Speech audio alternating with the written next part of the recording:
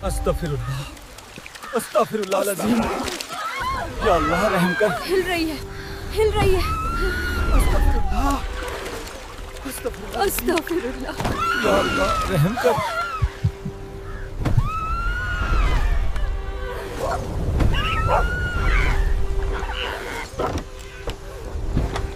रात की पहली बारिश के बाद गांव की गलियां गीली मिट्टी की महक से भरी हुई थीं, मगर इस खुशबू में एक अनजाना सा खौफ घुला हुआ था। चक दरियापुर छोटा सा गांव था, सब एक दूसरे को जानते थे, मगर पिछले चंद हफ्तों से लोग दरवाजे जल्दी बंद कर देते थे, खिड़कियों की झरियां भी टांके की तरह बंद। वजह वही थी जो हर महफिल में हौले हौले सरगोशी बनकर तैरती। कब्रिस्तान की समत से आती एक औरत की चीख, वो चीख किसी एक रात नहीं, बार बार ठीक आधी रात के बाद, जैसे कोई घड़ी के साथ बंधा हुआ दर्द हो।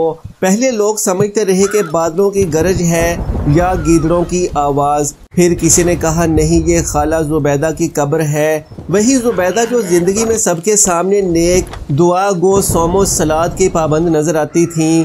उनके जनाजे के दिन लोग रो रो कर कहते थे काश हमें भी ऐसी मौत नसीब हो। अब उनकी कब्र से उठती चीखों ने हर जुबान को सवाल बना दिया था। उस रात जब बारिश थम गई, कच्चे सहनों में पानी के छोटे छोटे तालाब बन गए, मस्जिद की छत पर टिप टिप करती बूंदें थमी, तो गांव के चंद नौजवान एक दूसरे को देखने लगे। दिलावर जो सबसे छोटा मगर सबसे जबरदस्त जुर्रत दिखाने वाला था, बोला आज देखा जाए, बूढ़ों की बातें सुन सुनकर हाथ कांपते रहेंगे। दो और लड़कों ने सर हिलाया मगर आंखों में लर्जा साफ था। उन्होंने लालटेनें रोशन की और कब्रिस्तान के समत चल पड़े। फसील के पास पहुंचकर ये तीनों रुके।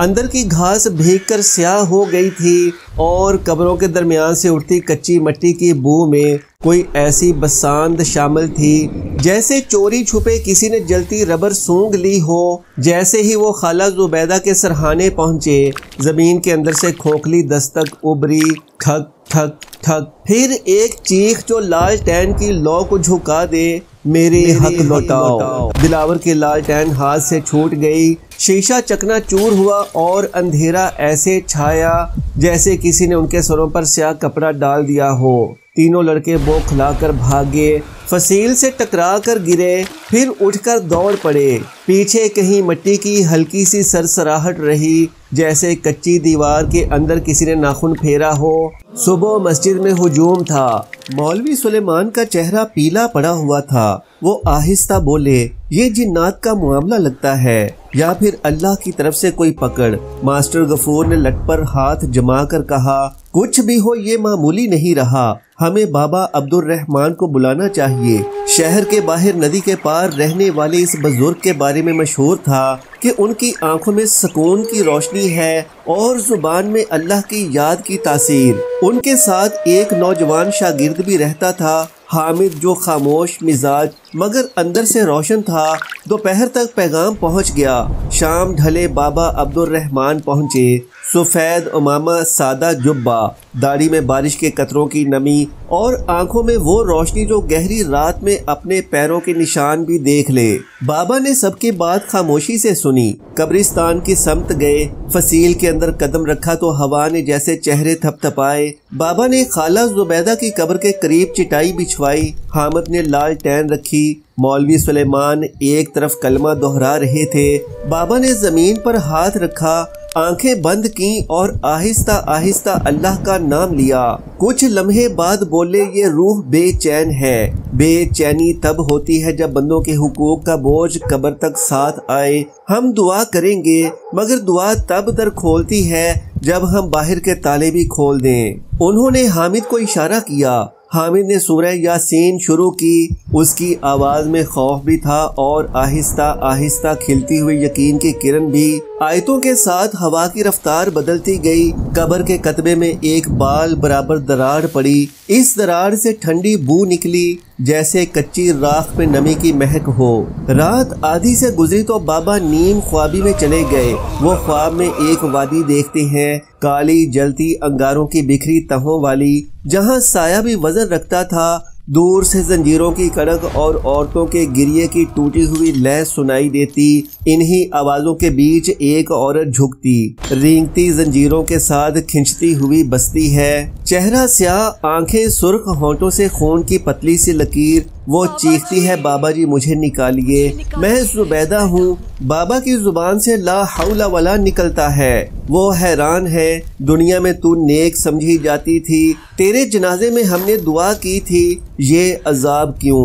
زبیدہ کے آنسو انگاروں پر گرتے ہی بھاپ بن کر اڑتے ہیں۔ وہ کہتی ہے، میں نیک نہیں تھی، میں نیک بنتی تھی، میں نے اپنی بہو پر ظلم کیا، ہمسائی کی لڑکی پر تہمت لگائی، یتیم فاطمہ کے جہیز کے زیور دبا لیے، نماز میں ریا، زبان پر غیبت، دل میں حسد، میں نے دلوں کو توڑا، حقوق کھائے۔ اب ہر رات قبر میری زبان کے تیروں کو میرے ہی سینے میں گھن کی طرح واپس ٹھونکتی ہے۔ اگر میرے دبائے ہوئے حقوق ادا ہو جائیں، اگر جن کے دل زخمی کیے وہ مجھے معاف کر دیں، شاید یہ زنجیریں ڈھیلی پڑ جائیں۔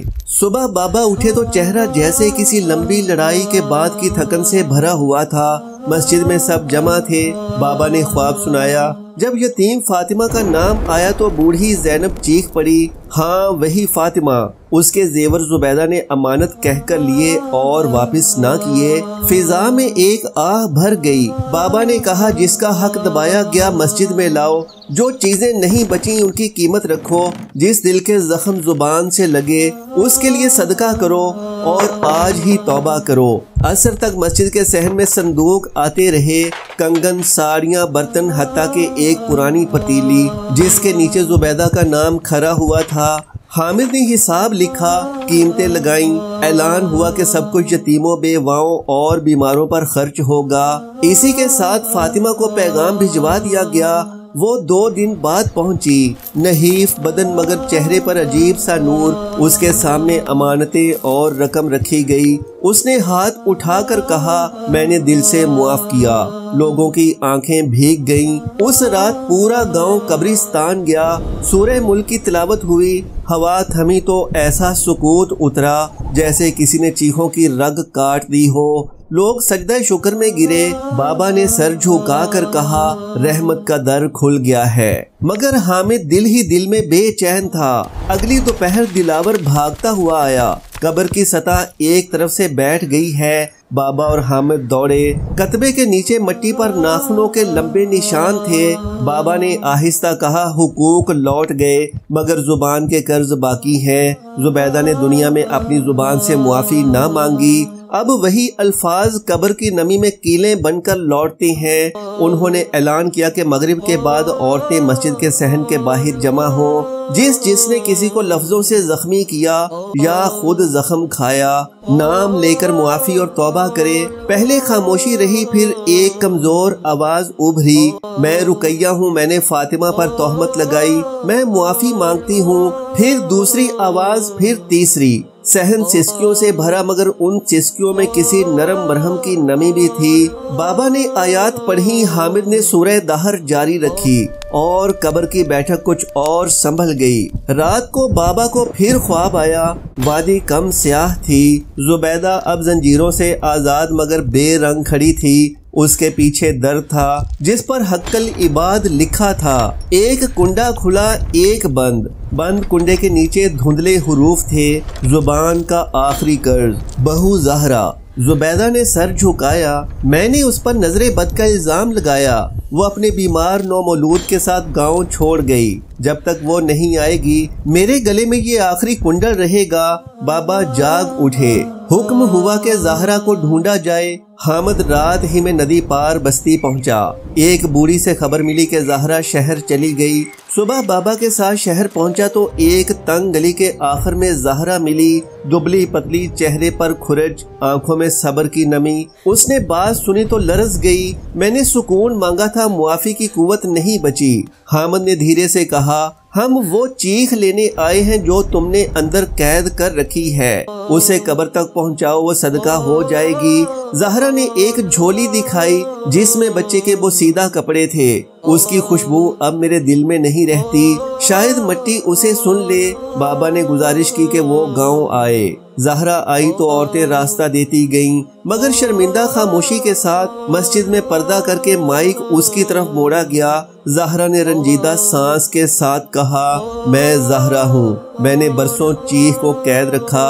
आज मैं कहती हूँ कि मैं खाला ज़ुबैदा को मुआफ करती हूँ। मेरी गोद खाली हुई मगर मेरा दिल अब खाली नहीं। अगर मेरी मुआफी उनके अंधेरे को जरा सा हल्का कर दे तो बाकी उम्र का सुकून उनके नाम। बाबा ने हाथ उठाए, या वासीउल मगफिरा।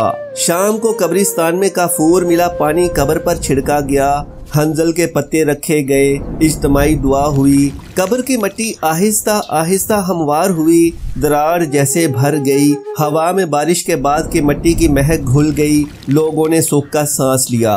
औरतें रोई, मर्द शुक्र में झुक गए। बाबा ने हामिद की तरफ देखा, अब सुकून कायम रहना चाहिए। रात ढली, बादल करीब आए, बारिश फिर शुरू हुई। कड़क के बीच बाबा चौंके, जैसे बहुत दूर से कोई तहखाना खुलकर बंद हुआ हो। वो और हामिद बारिश में कब्रिस्तान पहुंचे। खाला ज़ुबैदा की कब्र हमवार और खामोश थी। बाबा ने कतबे पर कान रखा। कुछ नहीं, हामिद ने आहिस्ता कहा, शायद आवाज किसी और समत थी। फिर जमीन के अंदरूनी तहों में से एक मध्यम सरगोशी उभरी। जो दुनिया में दिखावा करता है, कब्र में उसके आईने टूटते हैं। दोनों के रोंगटे खड़े हो गए। बाबा ने सूरह नास और फलक पढ़ी। बारिश की बूंदें कतबे पर टिक टिक करती रहीं। सदा गुम हो गई। सुबह बाबा ने अहले गांव को जमा किया। कहानी कब्र की खामोशी पर खत्म नहीं होती, तब खत्म होती है जब अंदर के साए मर जाए। हुकूक लौटाओ, जुबान के कर्ज अदा करो,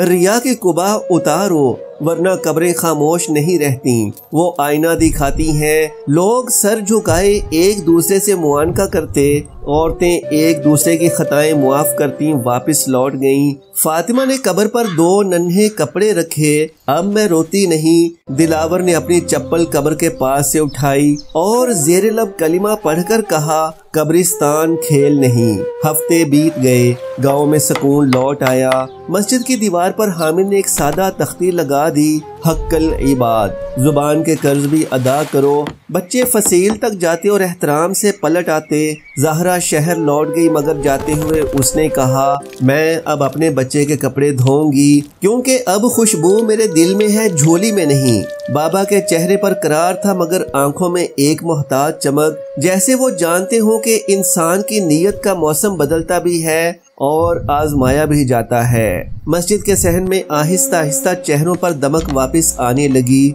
दिलावर अब बच्चों को डराता नहीं था। वो कब्रिस्तान की फसील साफ करता, चिराग सजाता और हर रात घर जाते हुए जेरे लब कहता, या सत्तार। 3 माह बाद मौसम बदला तो गांव में निकाह की खबर गूंजी।